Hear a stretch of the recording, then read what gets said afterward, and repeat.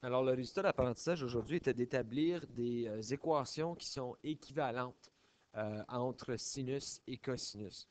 Donc, ce qu'on avait fait en salle de classe, c'est qu'on avait commencé par regarder à ce triangle ici, qui est un triangle ayant un angle de 90 degrés ici, ou en radian, on dirait pi sur 2, et d'essayer de trouver une expression pour sinus de x. Donc, si on en regarde ici, ceci serait le côté A, le côté B et le côté C. Donc, si on en regarderait sinus de x dans ce cas-ci, on savait bel et bien que c'était le côté A divisé par le côté B.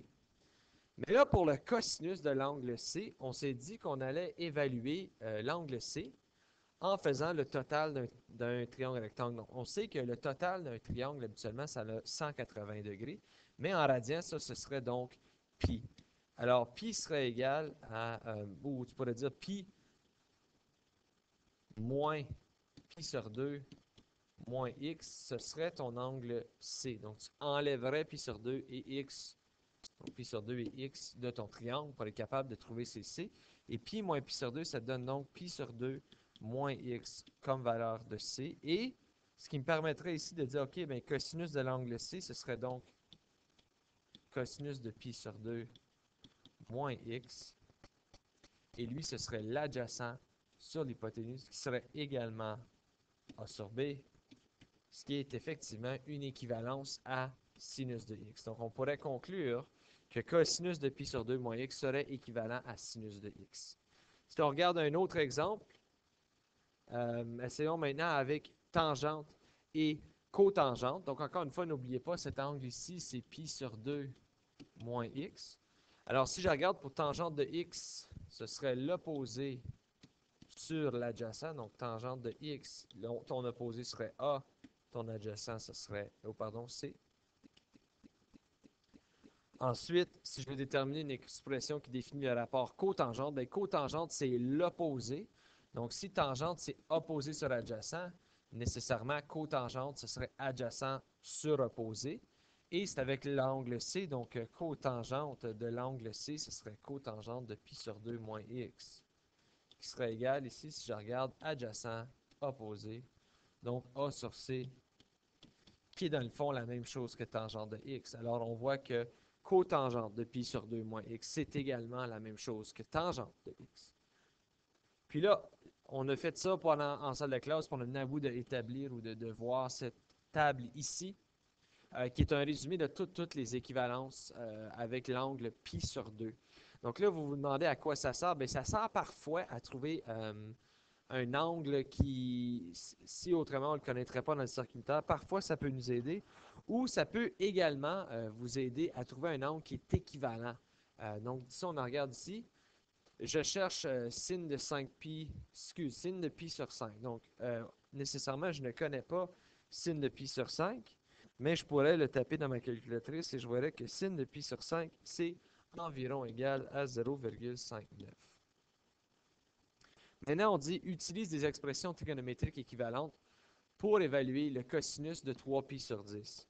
Fait que le cosinus de 3pi sur 10, maintenant, il faut juste une expression trigonométrique. Alors, je regarde cosinus de x, c'est le sinus de pi sur 2 moins x. Alors, cosinus de 3pi sur 10, c'est le sinus de pi sur 2 moins 3pi sur 10. Alors là, je regarde ici, si je fais un dénominateur commun, ça me donne le sinus de 5pi moins 3pi sur 10.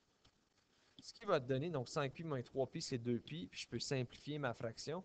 Ce qui va me donner sin de pi sur 5, donc cosinus de 3pi sur 10, c'est également la même chose que sinus de pi sur 5, ce qui veut dire que cosinus de 3pi sur 10, c'est environ égal à 0,59. Encore une fois, on pourrait le faire pour 7pi sur 10.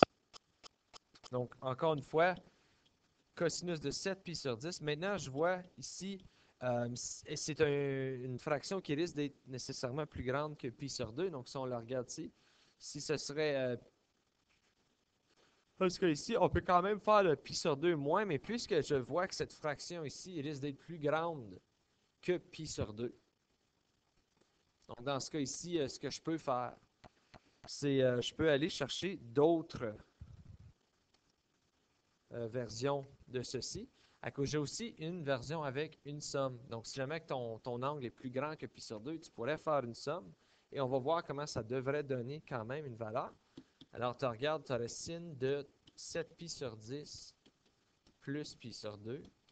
Donc, maintenant, tu aurais eu le sinus de, ça serait 7 pi plus 5 pi sur 10, qui serait donc le sinus de 12 pi sur 10. Et dans ce cas ici, 12 pi sur 10, on voit que les deux se simplifient en disant 6 pi sur 5. Puis là, 6 pi sur 5, il faut vraiment évaluer, OK, c'est où 6 pi sur 5 dans le cercle unitaire? Parce qu'on sait que 5 pi sur 5, c'est ici. 5 pi sur 5 parce que ça, c'est pi. Donc, 6 pi sur 5, c'est dans ce coin ici. Alors, c'est un sur 5, ce qui veut dire que ça va donner la même valeur que 0,59. Sauf maintenant, puisque je suis dans le cadran 3, ça va me donner négatif 0,59 comme valeur approximative. Alors, ceci met fin à la leçon d'aujourd'hui. Si jamais vous avez des questions, n'hésitez pas à m'envoyer un message sur le